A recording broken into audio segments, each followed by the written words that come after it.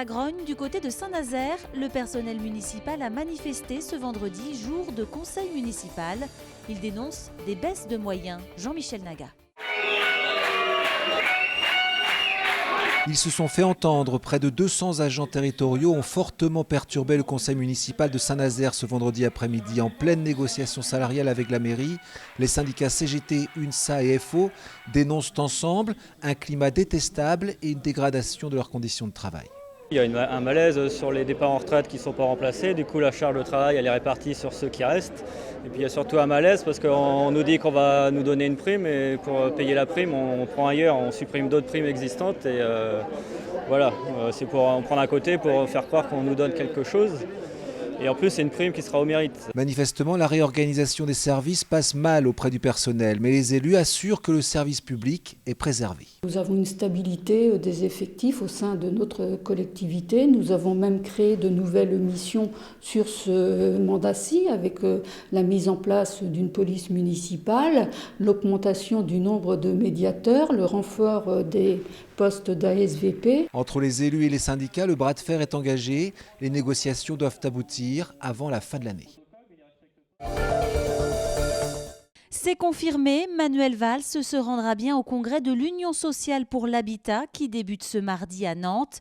Il est attendu au parc des expositions à 16h, un déplacement sur fond de grogne sociale. Le port de Nantes-Saint-Nazaire est-il en bonne santé financière ? Peut mieux faire, assure la CGT. Elle est inquiète pour son avenir. Claire Villalon. La situation économique du port Nantes-Saint-Nazaire toujours compliquée. Manque de compétitivité, charges salariales importantes et baisse du trafic expliquent en partie cette situation. Pour la CGT du Grand Port Maritime, il faut plutôt voir du côté de la réforme de 2008 et d'une pression fiscale de plus en plus lourde. Alors, pour sortir de l'impasse, un seul mot d'ordre, l'investissement. Les grands enjeux sont, pour nous, ce sont l'investissement et les moyens pour pouvoir investir sur l'estuaire de la Loire. Et les enjeux, ils sont doubles, c'est-à-dire que l'État remplisse ses missions, verse l'ensemble des dotations qui sont convenues entre le port et l'État, et ensuite que les collectivités, les régions, les départements, le département contribuent également à un effort important aujourd'hui déjà réalisé dans le cadre du contrat plan État-région.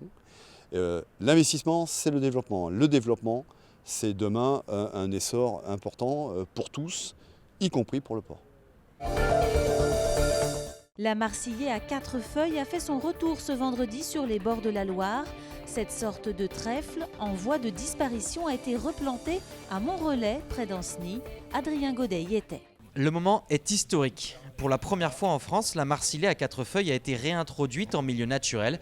Une vingtaine de ces fougères aquatiques a été plantée sur la Boire Torse à Montrelais, un site choisi après 2 ans de recherche. On a des conditions de marnage, donc de niveau d'eau qui diffèrent pour pouvoir satisfaire à son écologie. Elle a besoin d'être hors de l'eau pour produire ses spores.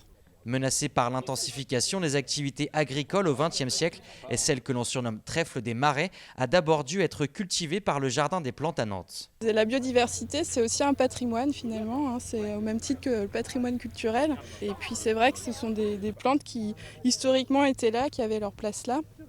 Et c'est important de pouvoir les préserver. Ouais. Encore faut-il que la grève prenne. Toutes les conditions sont réunies, même si la Boire Torse est un lieu de passage important. L'esprit, c'est aussi de montrer en fait aux personnes qui viennent ici que c'est un lieu où on peut pêcher, mais aussi préserver donc toute cette flore qu'on préviendra aussi donc rapidement par le bulletin communal, donner ces informations afin que chacun puisse être responsable de la réussite de l'implantation de la Marsillaise à 4 feuilles. Les botanistes se donnent une dizaine d'années pour étudier les évolutions et espérer que la Marsillaise à 4 feuilles reprenne sa place sur les bords de Loire. Ce vendredi, c'est le coup d'envoi de l'été indien au Nef. Jusqu'au 29 octobre, c'est la 10e édition de ce festival qui allie danse, musique, cinéma et théâtre. Pour cet anniversaire, des artistes de 10 pays sont invités. Sous les nefs, la majorité des concerts seront gratuits. Vendredi 30 septembre à 20h, par exemple, vous pourrez danser sur du rock algérien avec DJ Maui Africa.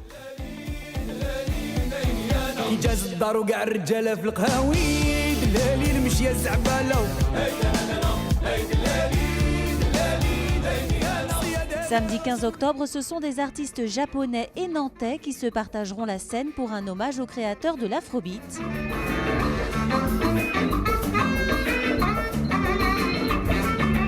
La soirée de clôture le 29 octobre aura des airs de Bollywood avec un orchestre de Bombay et un spectacle de danse. Tout le programme est disponible sur le site des Machines de Lille.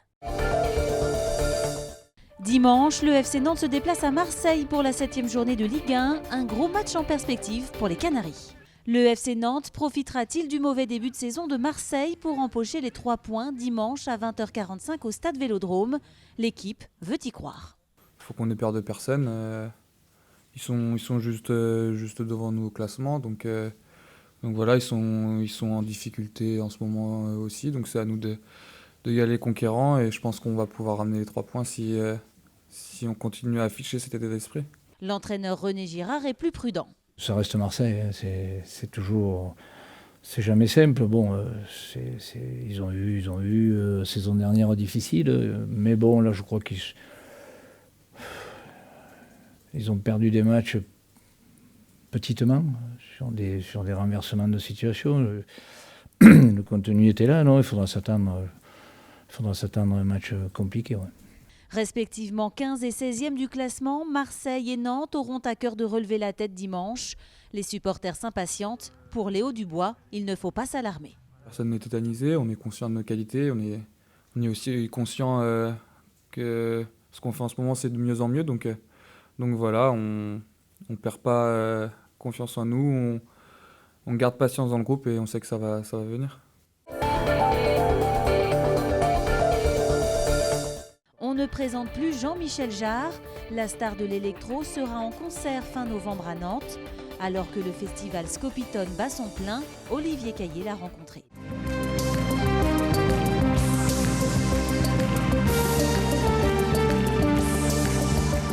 J'envisage pas moi mon trajet personnel comme un trajet qui va avec une longévité, parce que je pense qu'elle est propre à un certain nombre d'artistes qui ont une curiosité, qui font que, comme dirait le peintre Pierre Soulages, c'est ce que je fais qui me dit où je vais.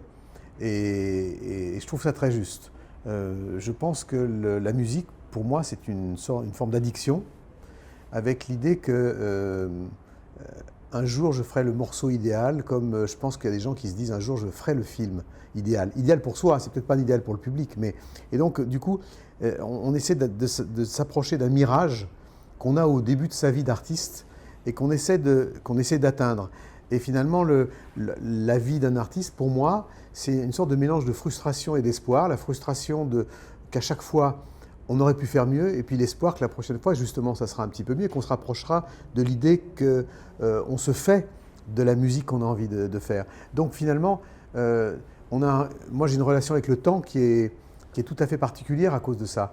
Je fais pas... je pense que c'est amusant parce que je viens de faire donc un album qui s'appelle Electronica où l'idée était j'ai passé 5 ans à le faire parce que l'idée était de réunir autour de moi des gens qui sont des sources d'inspiration, qui ont été des sources d'inspiration dans le monde de la musique électronique qui est aujourd'hui partout, qui recouvre des tas de genres et qui forcément aussi recouvre plusieurs générations. Et en fait, je me suis aperçu que tous les gens aussi qui sont des sources d'inspiration, on a quelque chose en commun, c'est d'être un tout petit peu off, en décalage par rapport au système du showbiz, de la musique, etc., et de l'industrie de la musique. C'est-à-dire le fait qu'on suit notre chemin, et même si on peut être reconnu par le public, finalement, on suit notre chemin un peu en dehors des modes. Et je pense que pour répondre finalement, avec une réponse un peu longue à votre première question, le secret éventuellement d'une longévité, je ne parle pas nécessairement de la mienne, mais de celle que je vois autour de moi, d'artistes que j'admire et que j'aime, c'est justement finalement, comme disait Gainsbourg, il faut toujours se méfier de la nouvelle vague, parce qu'elle vous tape derrière la tête, et d'être dans la vague, ça veut dire qu'il y en a une qui arrive derrière. Et en fait, il vaut mieux surfer, il vaut mieux prendre les vagues de manière transversale, c'est plus prudent.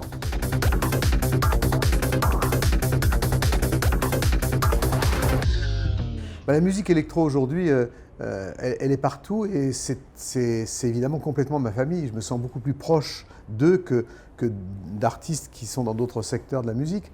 Et c'est vrai que la musique électronique, elle a quelque chose d'intemporel. Il faut dire qu'elle n'a rien à voir avec les États-Unis, ça n'a rien à voir avec le blues, le rock, le jazz. C'est une musique qui vient d'Europe continentale, d'Allemagne et de France en particulier, parce que ces longues plages instrumentales qui sont très loin du format américain, pop américain, sont finalement notre héritage de la musique classique. Je pense que si un certain nombre de jeunes artistes ont la gentillesse de dire qu'ils sont inspirés par mon travail, je leur dis aussi, et à travers Electronica également, que je suis très inspiré par le leur également.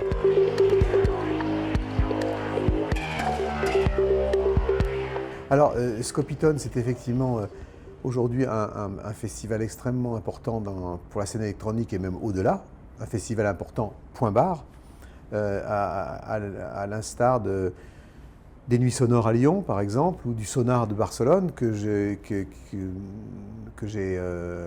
j'ai participé il y a quelques semaines, puisque j'ai ouvert en fait ma tournée, je l'ai rodée d'une certaine manière dans quelques festivals, dont le Sonar. Donc ce sont des festivals que j'aime énormément, qui permettent justement aujourd'hui, au-delà uniquement de la musique électronique, de faire un pont entre la musique électronique et toutes les cultures qui sont issues de la musique électronique, de réfléchir sur la relation qu'aujourd'hui nous avons avec la technologie, avec l'architecture, avec les arts numériques de manière générale.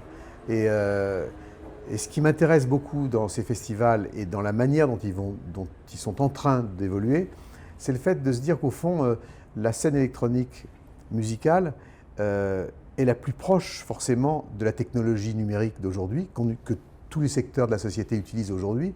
On a le monde dans notre smartphone, dans la poche, et que finalement, nous, c'est notre outil de travail. Donc on est les plus proches et peut-être parmi les mieux placés pour questionner cette technologie. Il y a deux visages à la musique électronique aujourd'hui. Il y a son côté hédoniste, le fait de s'amuser, de danser jusqu'au bout de la nuit, de participer à des festivals, etc. Et puis il y a un côté forcément qui est un peu plus social ou politique, puisque tous les mouvements musicaux importants, historiquement, et aujourd'hui le mouvement le plus important dans le monde de la musique, dans le monde, c'est l'électro, c'est la musique électronique, forcément est le reflet social et politique de la société dans laquelle ce mouvement s'exprime. Et donc, effectivement, je pense qu'un festival comme Scopitone, au-delà de célébrer la musique électronique, aussi fait la part belle et célèbre, au fond, les arts numériques dans leur ensemble.